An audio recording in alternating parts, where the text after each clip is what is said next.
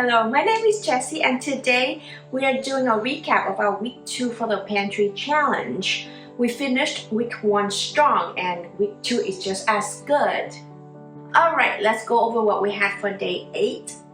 This day's dinner was inspired by these 2 eggplants that I saw in the fridge that need to be eaten today. So what I made was a stuffed eggplant, but instead of stuffing it, I did a stuffed style, if that makes sense, and instead of using rice, I have glass noodle to keep it low carbs.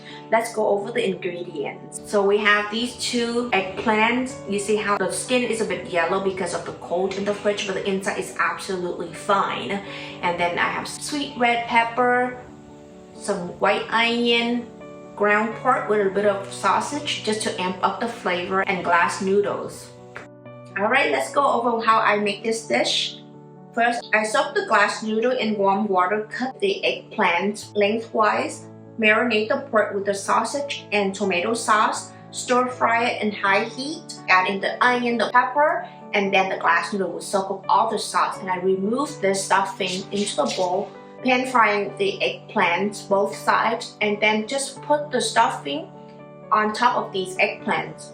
Wow, that was one creative dinner. The idea behind that dinner was a stuffed bell pepper but with eggplant, and how I cut that eggplant lengthwise and so thick, and it acts like a bread of an open-faced sandwich when I put the stuffing on. It was so good. Moving on to day 9. For dinner, I didn't cook much for this day just because I spent the whole afternoon cooking for these kids. So by the time dinner comes, I didn't have a lot of energy to come up with a full menu. So I rely on our freezer and the pantry for this whole dinner, and it is Toss Noodle and Potstickers. For the ingredients for tonight, it's very easy. It's just some frozen Potsticker and this Toss Noodle kit in the pantry. How I put it together was boiling a pot of water. While cooking the Potsticker, I pan fried on one side, flip it over, add water in it, put the lid over, and then the water is boiling, so I put the noodles in, cook it per package instruction, strain the water, and then toss the sauce that came with the kit into the noodles. And to plate it, I just put a bed of noodle on the plate and some Potstickers over it, and that was dinner. Dinner was simple, but it was good and did the trick. We can't cook fresh meal every single day, especially I spent a whole afternoon taking care of these chipmunks, right? So we're gonna do better tomorrow. So for day 10, we woke up hungry because we had such a small dinner the night before. That's why I decided to make breakfast for us. So I made a sausage omelette and avocado with a side of some flatbread and pate. Oh boy, was that breakfast good. We are usually not breakfast eaters, so that was a big meal for us, and it was so comforting. Day 11, tonight was the big night of dinner. This dinner was literally inspired by me leaving work smelling barbecue in the air, and it was so good. So I told Helen I want Korean barbecue for dinner, and that's what we had. Korean barbecue at home. So for the ingredients, we have some kimchi in the fridge, some short ribs to make our galbi, pork belly, and chicken broth to marinate the galbi. And for the side dish, we have avocado and some lettuce. To make the marinade for galbi, I added some chopped garlic, plum sauce, soy sauce, chicken broth, add the short ribs, sliced the pork belly, making the banchan, seaweed, kimchi, rice, and sliced the avocado. Now we bring everything into the table and grill it right on the spot. Oh my god, that grilling on the table, and then we make that little pocket of seaweed, rice, and then the barbecue, the kimchi, and we just pop in the mouth. Oh, it hit the spot.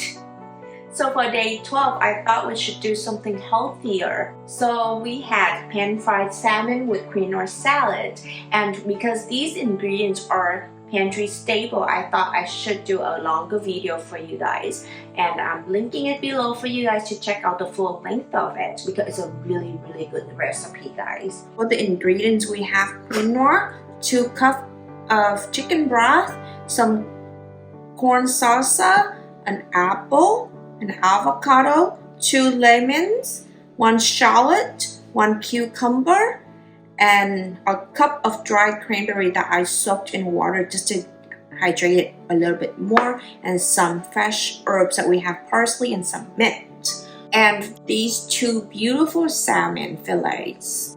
Alright, first we're gonna cook the quinoa, then marinate the salmon and put the salad together. Chopped apple, shallot, cucumber, cranberry, and then zest of a lemon.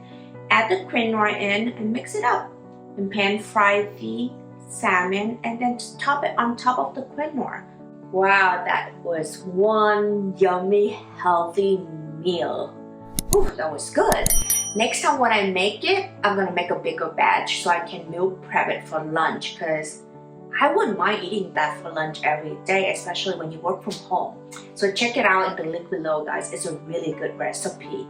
Speaking of meal prepping, since we still have the quinoa and the quinoa salad, I decided to meal prep my lunches for work. And we made chicken teriyaki bowls. So for this meal prep, it's really easy. We just need 2 ingredients, the skinless, boneless thighs and a teriyaki sauce. We're marinating the chicken with some teriyaki sauce and chicken broth. We mix it together and then put it in the air fryer. Halfway through it, we just brush some of the sauce on and then fry it for another 10 minutes, adding it over the quinoa salad that we have. And it was lunch. That was day 13 and it was so easy because we were able to use up those leftovers. All I had to do was the chicken. And I think we should do that more often. Just cooking the main dish and use the side dish from the previous day. Last day of week 2. This is day 14 and I've decided to come up with a challenge in a challenge. So I told myself we need to use up the flours in our pantry. So every week, at least 1 dish, I would have to use some of the flours in the pantry. And this is it. We're having crispy pan-fried pork chop with Brussels sprouts for dinner. It was so good. So for the ingredients, I had some pork chops, and the breading is the flour challenge that I'm doing. It has some all-purpose flour and pancakes in it, and Brussels sprouts with cranberry is our side dish. Alright, this is how I put this dish together, and we will be using 2 different pans today. Pan number 1 is for the pork chop. Pan 2 is for the Brussels sprouts, and I'm gonna mention it throughout this. First, bread pork chop both sides. Add oil in pan 1. Add pork chop in pan 1. Add bacon in pan 2. Back to pan 1. Flip the pork chop. Now add Brussels sprout in pan 2. Now pork chop is done. Take it out and we add cranberry into the Brussels sprout. Now we're done. That dish was so good. Can you really go wrong with bacon, Brussels sprout with pork chop though? And that crispy breading, oh man, it was so good, guys. And just like that, we are done with week 2. Only 6 more weeks to go, and I am more inspired than ever to use more of those flour in my pantry. And she's been sleeping here the whole time. Yeah? Oh, I'm sorry. Alright guys, I hope you liked this video of what we eat in the whole week. And if you missed week 1, it's linked below here as well. And come back next week for our week 3. And if you could do me a favor by liking and subscribing to our channel, that would help us out a lot. Thank you and see you next time.